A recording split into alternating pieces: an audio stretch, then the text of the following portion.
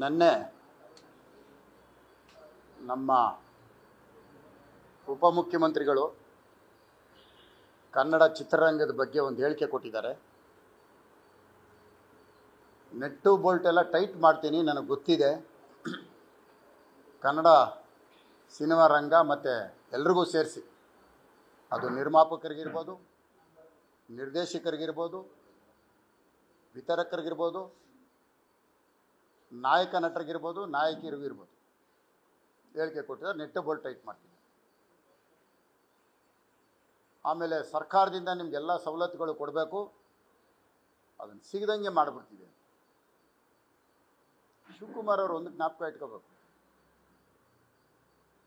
ಈ ಕನ್ನಡ ಚಿತ್ರರಂಗ ಇದು ಅವ್ರದ್ದಲ್ಲ, ಇದಕ್ಕೆ ಒಂದು ಇತಿಹಾಸ ಇದೆ.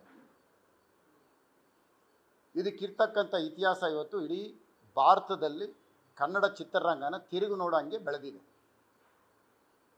ಇಷ್ಟು ಹಗುರವಾಗಿ, ಇಷ್ಟು ಉನ್ನತವಾದ ಸ್ಥಾನದಲ್ಲಿದ್ದು ನೆಟ್ಟು ಬೋಲ್ಟು ಟೈಟ್ ಮಾಡ್ತೀನಿ ಅಂದರೆ, ಅದು ಎಲ್ಲಾದರೂ ಒಂದು ವೇಳೆ ನೆಟ್ಟು ಬೋಲ್ಟು ಯಾರಿಗೆ ಟೈಟ್ ಮಾಡ್ಬೋದು ಅಂದರೆ, ನಿಮ್ಮ ಹತ್ರ ಕೆಲಸ ಮಾಡೋದು, ನಿಮ್ಮ ಕಾಲೇಜಲ್ಲಿ ಕೆಲಸ ಮಾಡೋರು, ಅಥವಾ ನಿಮ್ಮ ತೋಟದಲ್ಲಿ ಕೆಲಸ ಮಾಡೋರು, ಅಂಥವ್ರೇನನ್ನ ತಪ್ಪು ಮಾಡಿದ್ರೆ ನೆಟ್ಟು ಬೋಲ್ಟು ಟೈಟ್ ಮಾಡ್ಬೋದು. ನೆಲ ಜಲ ಭಾಷೆಗೋಸ್ಕರ ಹೋರಾಟಕ್ಕೆ ಬಂದಿಲ್ಲ ಅಂತ ನೀವು ಹೇಳ್ತೀರಿ. ನಿಮ್ಮ ನೆಲ ಜಲ ಭಾಷೆಗೋಸ್ಕರ ಹೋರಾಟ ಮಾಡೋರು ಸೋನಿಯಾ ಗಾಂಧಿ, ರಾಹುಲ್ ಗಾಂಧಿ ಫೋಟೋ ಇಟ್ಕೊಂಡು ಏನಕ್ಕೆ ಹೋದ್ರಿ? ಏನಕ್ಕೆ ಬೇಕಾಗಿತ್ತು? ನೀವು ನಗಾರಿ ಹೊಡೆದ್ಬಿಟ್ಟು ಮೇಕೆದಾಟು ಚಾಲನೆ ಕೊಡ್ತೀರಿ. ನಗಾರಿ ಬಾರಿಸೋಂಥ ಸಂದರ್ಭದಲ್ಲಿ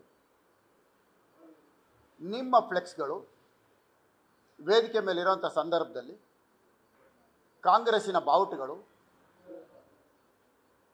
ಕಾಂಗ್ರೆಸ್ಸಿನ ಶಲ್ಯಗಳು ಹಾಕ್ಕೊಂಡು ನೀವು ಚಾಲನೆ ಕೊಟ್ಟಿದ್ದೀರಿ.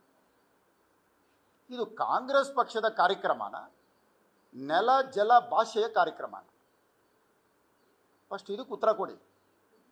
ಅದರೊಳಗೆ ಯಾವುದು ಸೋನಿಯಾ ಗಾಂಧಿ, ರಾಹುಲ್ ಗಾಂಧಿ, ಕಾಂಗ್ರೆಸ್ ಚಿಹ್ನೆ ಇಲ್ಲ ಅಂದರೆ, ಬರೀ ನಮ್ಮ ಕನ್ನಡ ಧ್ವಜ ಇದ್ದಿದ್ರೆ, ಯಾರೂ ಬರಲಿಲ್ಲ ಅಂದಿದ್ರೆ ನೀವು ಬಂದಿಲ್ಲ ಅಂತ ಪ್ರಶ್ನೆ ಮಾಡ್ಬೋದು.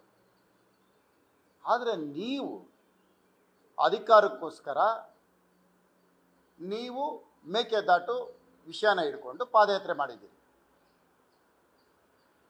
ಅದಾದಮೇಲೆ ಸರ್ಕಾರ ಬಂದಿದೆ, 140 ಜನ ನೀವಿದ್ದೀರಿ. ಸೋನಿಯಾ ಗಾಂಧಿ, ರಾಹುಲ್ ಗಾಂಧಿ ಹೇಳ್ದಂಗೆ ತಮಿಳ್ನಾಡವ್ರು ಕೇಳ್ತಾ ಇದ್ದಾರೆ. ಇಲ್ಲೂ ನೀವೇ ಇದ್ದೀರಿ. ಸೋನಿಯಾ ಗಾಂಧಿ, ರಾಹುಲ್ ಗಾಂಧಿ ಅವರು ನೀವೆಲ್ಲ ಕುಂತ್ಕೊಂಡು ಮೇಕೆದಾಟುಗೆ ನಾವೆಲ್ಲರೂ 2 ರಾಜ್ಯಗಳು ಒಪ್ಪಂದ ಮಾಡ್ಕೊಂಡಿದ್ದೀವಿ, ನೀವು ಕರ್ನಾಟಕಕ್ಕೆ ಅನುಕೂಲ ಮಾಡಿಕೊಡ್ಬೋದು ಅಂತ ಹೇಳಿ ನೀವು ಪ್ರಧಾನಮಂತ್ರಿಗಳಿಗೊಂದು ಮನವಿ ಕೊಡಿ. ಪ್ರಧಾನಮಂತ್ರಿಗಳೇನಾದರೂ ಮೇಕೆದಾಟಕ್ಕೆ ವಿರೋಧಿಸ್ತಾರ? ಮೊದಲನೇದಾಗಿ, ಈಗ ನೀವು ಹೇಳ್ತೀರಲ್ಲ ತಮಿಳ್ನಾಡು ಅಂತ, ಹೇಳಿ ಹೋಗಿ ಅವರಿಗೆ, ನಿಮ್ಮ ಸ್ಟಾಲಿನ್ ಅವರಿಗೆ, ನೀವು ಹೊಂದಾಣಿಕೆ ಮಾಡಿಕೊಂಡು ನಮ್ಮ ರಾಜ್ಯಕ್ಕೆ ತೊಂದರೆ ಕೊಡಬೇಡಿ. ಈಗಾಗಲೇ ನಾಲ್ವಡಿ ಕೃಷ್ಣರಾಜ ಒಡೆಯವರವರು ನಿರ್ಮಾಣ ಮಾಡತಕ್ಕಂಥ ಕಣ್ಣಂಬಾಡಿ ಕಟ್ಟೆ, ಆ ನೀರನ್ನೇ ನೀವು ತಗೊತಾ ಇದ್ದೀರಿ. ಇಷ್ಟಕ್ಕಾದರೂ ನಮ್ಮನ್ನು ಬಿಟ್ಬಿಡಿ, ನಾವು ನೆಮ್ಮದಿಯಾಗಿ ಬದುಕ್ತೇವೆ.